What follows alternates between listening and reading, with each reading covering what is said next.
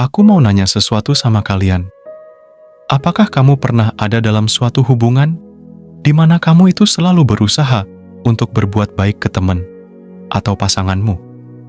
Nah, tapi walaupun kamu udah baik tetap aja, kamu masih dapat perlakuan yang kurang baik dari mereka. Pernah nggak kayak gitu? Nah, kalau pernah, kira-kira gimana sih perasaan kamu? Mungkin banyak yang dari kita yang jadinya bete, terutama kalau kita mengalami hal itu secara berulang. Dan rasanya, ya aku yakin pasti nggak nyaman sih. Mungkin kamu jadi merasa sedih, kecewa, atau juga ya kesel gitu. Mending kalau kita punya keberanian buat bilang bahwa kita tuh gak suka gitu diperlakuin kayak gitu, supaya si teman ini ngerti. Nah sayangnya, kalau dari pengalaman saya sendiri ya, banyak banget orang yang gak enak gitu untuk menyampaikan perasaannya. Dan kalaupun akhirnya kita memutuskan untuk beneran menyampaikan perasaan kita, gak jarang nih taunya pas disampein, respon si orangnya malah negatif, atau hubungannya malah jadi rusak. Dan seringkali akhirnya kita pun bingung, terus harus ngapain gitu. Nah balik lagi, memang harus disampaikan sih. Tapi pertanyaannya, ada nggak sih cara di mana kita bisa mengkomunikasikan perasaan kita tanpa harus menyinggung lawan bicara kita? Well, jawabannya adalah ada. Dan di video ini, aku bakal ngebahas tentang cara-cara jitu yang bisa dilakuin buat mengkomunikasiin ke orang lain tentang keresahan kita, supaya orang bisa memperlakukan kita sesuai dengan yang kita mau. Kamu simak video ini sampai habis. Dan jangan lupa like dan subscribe, biar kamu gak ketinggalan video bermanfaat lainnya dari Berani Berubah.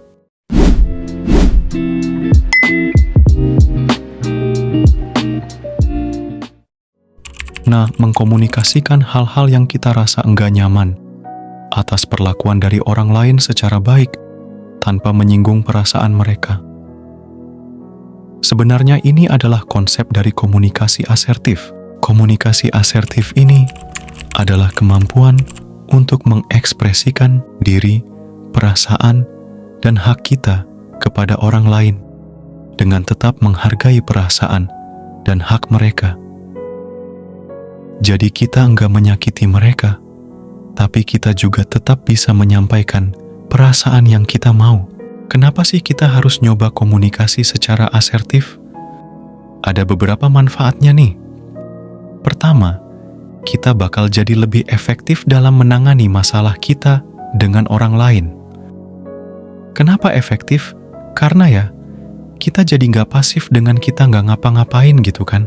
Dan kita nggak terlalu agresif juga dengan kita ngasihin efek negatif atau mungkin marah-marah. Nah yang kedua, selain itu, komunikasi asertif juga bisa bikin kita mempertahankan hubungan dengan orang lain dalam jangka waktu yang panjang. Kenapa ya? Karena emang komunikasinya lebih efektif aja gitu. Kalau kita nggak asertif, sebenarnya ada banyak juga nih dampak negatifnya. Mungkin ini juga yang kamu rasain sebelum tahu ada teknik komunikasi ini. Apa tuh dampaknya? Pertama, bisa jadi kita bakal merasa frustasi, kecewa, putus asa. Karena apa? Lawan bicara kita tuh nggak ngerti apa yang mau kita sampein gitu. Dan selain nggak ngerti, bisa juga nada dan kata-kata yang kita keluarin itu kata-kata yang cenderung nyakitin mereka gitu. Dan nggak efektif juga. Dan ini bisa jadi bikin hubungan kita jadi nggak baik. Terus gimana dong cara-cara praktis buat nerapin komunikasi asertif? Ada nih beberapa cara-caranya. Yang pertama, lo perlu identifikasi nih dan cari tahu batasan-batasan nyaman buat dirimu dan orang lain. Kamu harus mulai dengan dirimu sendiri. Mulai dengan cari tahu batasan-batasan apa sih yang bakal membuat dirimu merasa nyaman atau nggak nyaman. Kamu tuh nyamannya digimanain sih? Kalau ngobrol sama orang nyamannya digimanain sih? Kamu perlu paham ini dulu buat dirimu sendiri, sebelum nanti kamu mengkomunikasikannya dengan orang lain. Kalau yang diri sendiri dah selesai, kamu juga bisa mulai cari tahu kira-kira kalau orang lain nyamannya digimanain. Kalau kamu udah ngerti batasan dari kedua belah pihak, ini akan memudahkanmu dalam mengkomunikasikan hal yang kamu resahkan. Itu yang pertama. Yang kedua, kamu bisa mulai mengkomunikasikan hal yang meresahkan. Saat komunikasi ini, ingat untuk mengkomunikasikannya dengan menggambarkan fakta atau keadaan nyata yang ada. Dan kamu juga bisa kurangi untuk bersikap judgmental ke orang lain. Kamu bisa pakai saya atau aku sebagai objek utama dalam pernyataan. Jadinya kamu akan fokus ke hal yang kamu rasain dan kebutuhan yang ingin kamu sampein. Jadi fokus ke aku daripada ke kau gitu. Kenapa kata aku lebih bagus daripada kata kau atau kamu? Karena gini, kalau kamu menggunakan kata kau sebagai subjek atau objek utama dalam perbincangan, fokusnya jadi ke kesalahan lawan bicaramu. Ini lebih baik kamu hindari. Tujuannya kan bukan buat ngejudge atau mengevaluasikan lawan bicara, tapi lebih ke kamu menyampaikan perasaan kamu supaya dia ngerti. So, dibandingkan kamu fokus pada kesalahan sebelumnya yang dilakukan oleh orang itu, mendingan kamu fokus sama perasaan kamu atas kelakuan dia sebelumnya. Contohnya gimana? Contohnya gini. Ini contoh yang pakai aku atau saya. Misalnya gini ya, aku tuh sebenarnya kurang suka kalau kamu melakukan hal yang kemarin, karena itu bikin sakit hati. Ini lebih bagus dibandingkan, misalnya, kau tuh jangan melakukan hal yang kayak gitu, karena aku gak suka. Bedakan, fokus ke aku dibandingkan ke kau, oke? Itu yang kedua. Ketiga, selain ngasih tahu secara asertif hal yang kamu gak suka, jangan lupa juga untuk ngasih apresiasi. Kalau orang ngelakuin perilaku yang kamu suka. Misalnya nih, kalau orang habis dengar curhat kamu dengan baik, ya, kamu apresiasikan dia dengan bilang terima kasih. Selain terima kasih, kamu juga bisa ngasih hadiah-hadiah kecil ke orang kamu apresiasi.